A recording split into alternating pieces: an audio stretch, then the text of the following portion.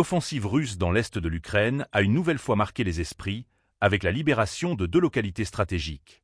Les forces armées de Moscou, selon les annonces officielles, auraient repris le contrôle de Mirnoï, dans la République populaire de Donetsk, ainsi que de Mali-Sherbaki, dans la région de Zaporijia. Ces avancées soulignent l'intensification des combats et le prix humain qu'ils engendrent.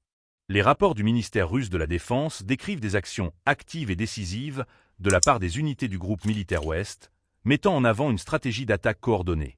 En parallèle, les pertes ukrainiennes sont alarmantes. Plus de 250 soldats auraient été tués, accompagnés de la destruction d'un char, de 2 véhicules blindés de combat, de 3 voitures et de 4 pièces d'artillerie. Ces chiffres, qui témoignent de la violence des affrontements, révèlent un tableau sombre du conflit qui dure depuis plusieurs années.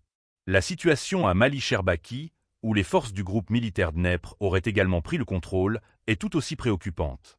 Les informations indiquent qu'en une seule journée, ce groupe aurait neutralisé plus de 70 soldats ukrainiens, tout en détruisant 2 véhicules blindés de transport de troupes M113, ainsi que d'autres équipements militaires.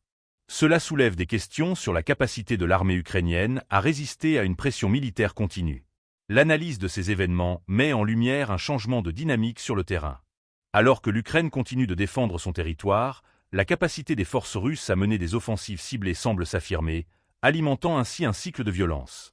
Les pertes humaines des 2 côtés ne cessent d'augmenter, posant la question de la viabilité de la guerre prolongée. Dans ce contexte, l'impact sur les populations civiles demeure dévastateur.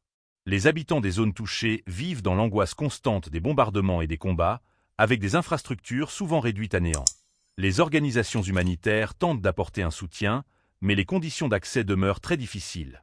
Le tableau est donc sombre et complexe. Les récents développements dans la région de Donetsk et de Zaporijia révèlent non seulement une intensification des hostilités, mais aussi une guerre qui semble s'enliser, sans perspective de résolution à court terme.